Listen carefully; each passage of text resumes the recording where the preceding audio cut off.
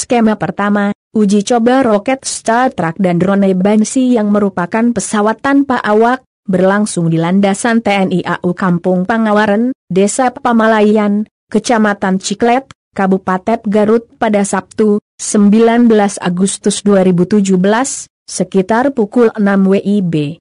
Sebanyak 10 roket Star Trek milik Inggris rencananya diuji coba. Kegiatan yang dipimpin oleh Letkol CPL Sujoko, koordinator dari Menhan RI, dan Elan dari PT LEN, selaku koordinator lapangan itu, diikuti 70 orang, termasuk 13 ahli roket dari Inggris. Sekitar pukul 9 WIB, dilaksanakan penerbangan pesawat drone Banshee yang akan digunakan untuk sasaran roket Star Trek. Kemudian pada pukul 9:30 WIB, dilakukan tembakan pertama roket Star Trek terhadap drone Banshee 4534 yang dijadikan sasaran dengan jarak sasaran 21 km, jarak waktu tembak 4 detik dari landasan. Namun hasilnya, tembakan itu meleset. Selanjutnya pada pukul 10:50 WIB dilaksanakan tembakan kedua. Uji coba kedua ini pun gagal. Tembakan roket Star Trek tak mengenai sasaran. Kegiatan uji coba roket Star Trek tidak dilanjutkan karena 2 kali tembakan tidak tepat sasaran. Sehingga sisa 8 roket batal diuji coba Sindonius. Keterbatasan teknologi akurasi suatu alutsista sebenarnya bisa diatasi dengan solusi inovasi teknologi gaya radiasi yang kami kembangkan. Dengan konsep gaya radiasi memungkinkan diperoleh akurasi yang lebih tinggi dengan perbandingan sejauh jarak 1 tahun kecepatan cahaya. Landasan dari teknologi yang benar-benar baru ini berdasarkan pada konsep gravitasi lokal yang sudah terbukti di lapangan dan bisa diuji secara tetap nilainya secara laboratorium. Skema kedua, pemetaan oleh HIRT menunjukkan perbedaan percepatan gravitasi yang lebih ekstrem. Tempat dengan gravitasi terendah adalah Gunung Nevado Huascaran di Peru, sementara yang tertinggi tetap Arktik.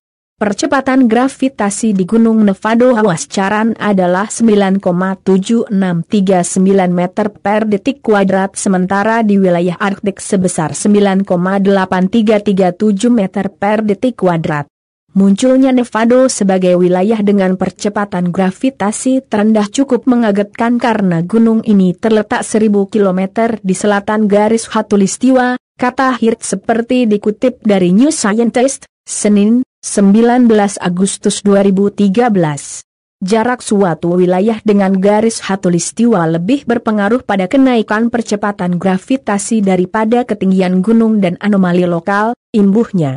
Jika seseorang menjatuhkan benda secara bersamaan dari ketinggian 100 meter dari Nevado dan Samudra Arktik, maka benda yang jatuh di Samudra Arktik akan mencapai permukaan bumi 16 milidetik lebih dulu daripada yang ada di Nevado.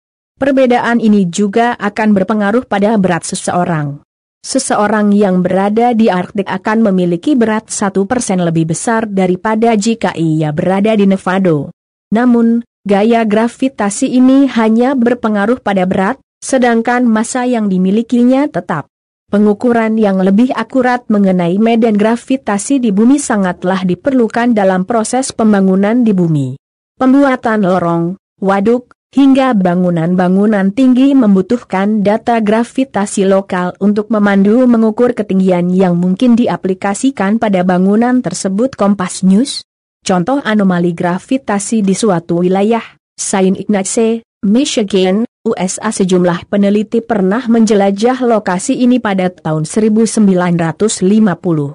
Ketika memulai aktivitas, semua peralatan bekerja, mereka berhenti bergerak. Setelah melakukan beberapa percobaan, mereka menyatakan hukum universal gravitasi tidak berlaku di area berdiameter sekitar 91 meter. Di area itu, orang bisa menaiki dinding dan menyeimbangkan diri hingga tidak jatuh. Liputan 6 News. Dari sini terlihat jelas bahwa dalam dunia nyata gravitasi itu bersifat lokal bukan universal. Dengan demikian, teori gravitasi universal Newton yang diadopsi teori black hole Einstein adalah tidak terbukti kebenarannya secara eksperimen.